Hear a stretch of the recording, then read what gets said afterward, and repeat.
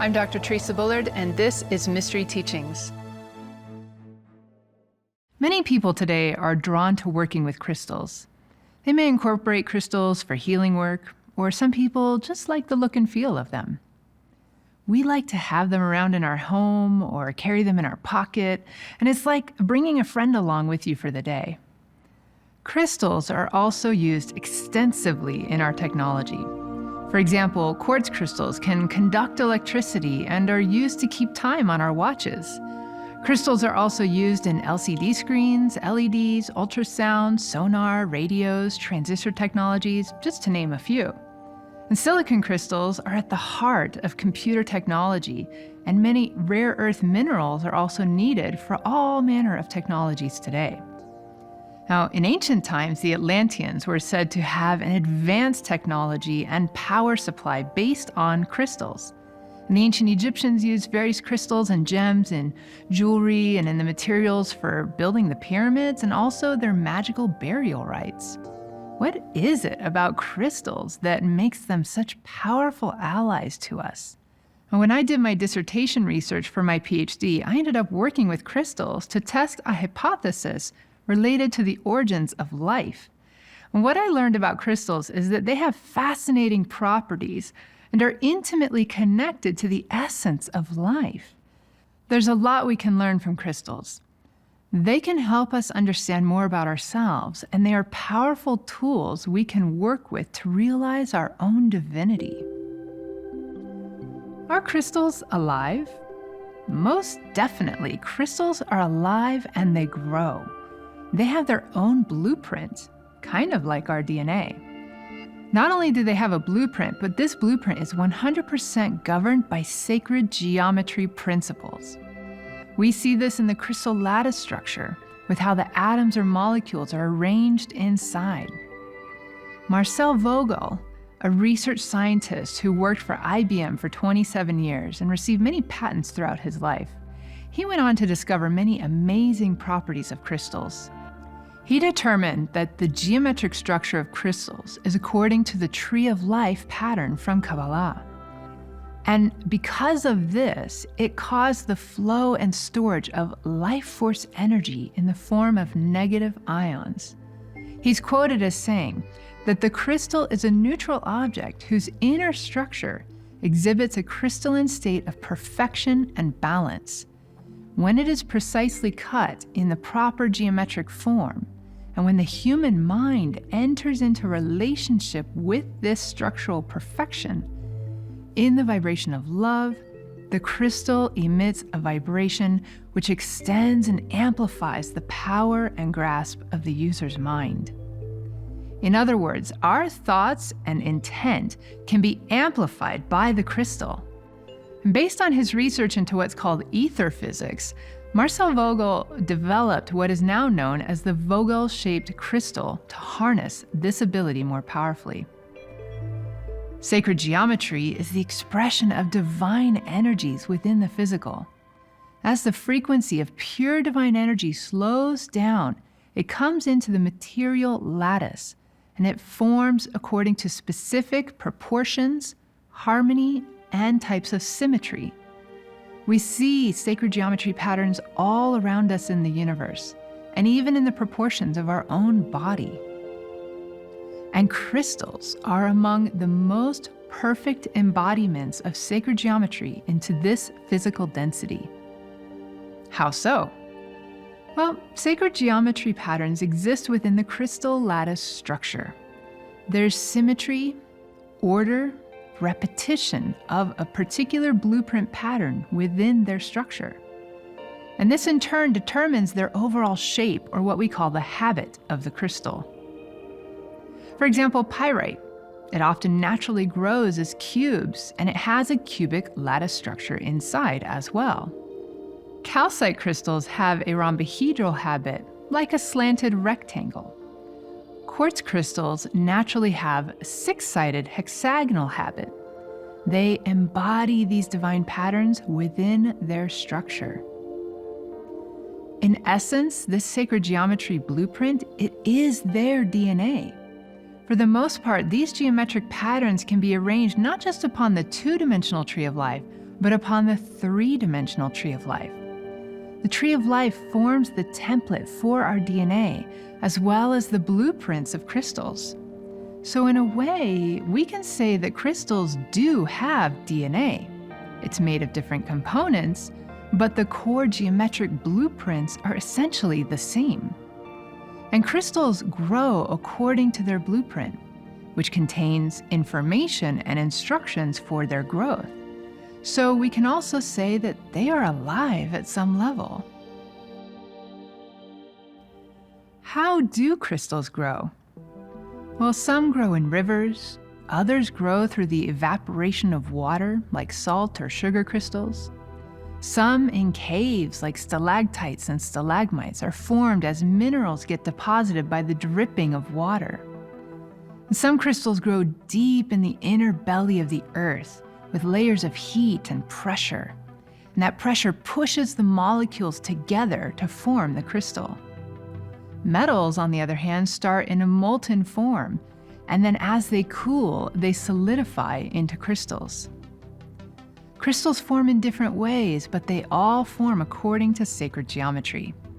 The atoms or molecules come into alignment in the form of a lattice structure as the most energy-efficient way of arranging the units in a compact way. So how does this relate to using crystals for healing work?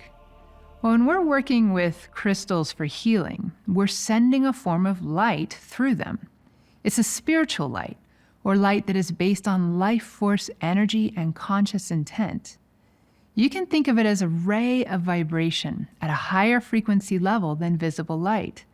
And that crystal takes that energy in and then does something with it. It may color it, it may amplify it, or it might refract it in a certain way to spread it out. Different crystals will work in different ways. And one of the best crystals to work with for transmitting light in a very pure way is quartz. Quartz has many properties and practical applications. One amazing thing about quartz is that it generates its own energy. And in metaphysics, we use it as an amplifier. It will amplify the energy and bring it into a laser-like focus. Now, clear quartz is used most often for magical purposes, because with clear quartz, we can transmit pure light without any distortions. Clear quartz will channel and amplify the magic without distorting it. We could say that it focuses the pure hermetic ray or the pure life force energy into the physical. Other types of quartz will take in that pure light and direct it in a specific way. Rose quartz, for example, will soften it and bring it into the pink spectrum, which works more with the heart energy and emotional healing. Amethyst takes in that pure energy and then moves it into the purple spectrum. It works with the spiritual third eye and the higher mind. There are so many wonderful crystals to work with beyond quartz, such as selenite, calcite, kyanite, jasper, and so much more. They all do different things due to their different compositions and structures. Diamonds also have a very pure light, and they're even more amplifying than quartz, but quartz is easier to work with in general. Now, have you ever noticed yourself being drawn to a certain type of crystal, almost like a particular crystal spoke to you? The more you work with crystals, the more you'll discover each crystal is a unique individual. No two rose quartz stones are the same. We can't generalize them. Just like we build relationships with people, we can also develop our relationship with our crystals. Since each crystal is a unique being, how do we get to know this being? Have you tried talking to your crystals? Get to know them and work with them intuitively, not just intellectually. Ask them questions and tell them what you'd like help with. While books like the Crystal Bible can be helpful, we want to develop our own personal, intuitive relationship with crystals. Paying attention to the unique characteristics of each crystal, its unique flavor of energy, helps us get to know our crystals. Even though crystals embody earth elemental consciousness, they contain the energies of all four elements in different amounts. For example, garnet or carnelian tend to have more of a fire energy to them. Blue calcite and Larimer have more of a water energy and are very soothing. The air element often corresponds with a bright yellow color of stone, like yellow calcite and citrine. Air is also related to the mind, and certain stones that work with the mind level would include things like sodalite and lapis. There's all kinds of agates or brown stones that correspond more with that deep, earthy feeling, and they're very grounding. Also, shungite is another earthy type of stone. Shungite is very special because it comes from deep within the earth and is very old. So we really have all four elements within the earth element of the mineral kingdom. And we can tune in and be aware of which element each stone is working with primarily as we get to know our crystals. Once you've found a crystal friend and brought it home, how do you treat them? How do you store them? Keep in mind that crystals come from the womb of Mother Gaia. They're taken from this sacred space within the ground or a cave, and we humans are removing them from their natural environment. So how do we provide a sacred and comfortable space for them when we bring them to our home?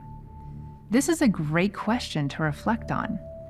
When we buy crystals from a store, they're usually not in the type of environment that they want to live in. We can create that sacred space for them when we honor them as unique individual beings that they are. And what kind of environment might a crystal like at our home? Well, they like to be out so that they can be seen and not hidden away in a box or closet. But if they have to be stored, then they should be kept in natural materials like leather, cotton, silk, or wood. Leather is more insulating material and it will keep their energy more quiet. But honestly, they prefer to be out where they can work with us. And if we just bring our attention to them to work with us, then they do. How do they work with us? Well, crystals can be used to help us on all levels. Whether it's mental, emotional, physical, or spiritual. All levels of our being can be supported by working with crystals. They are alive and we can talk to them. And remember, each crystal is a unique being. So hold it in your hands and bring it near your heart to communicate with it. You can talk out loud or telepathically in your mind. Tell it what you want help with. For example, if you have a stomach ache, you can let them know and request, "Please help bring me back to homeostasis." Once you talk to your crystal, you may have a sense of how to work with it. You may lay it on your body or carry it in your pocket through your day. The key is to trust your intuition. When picking which crystal to work with, scan with your intuition and notice which one speaks to you. Trust yourself. Don't rely on books to tell you.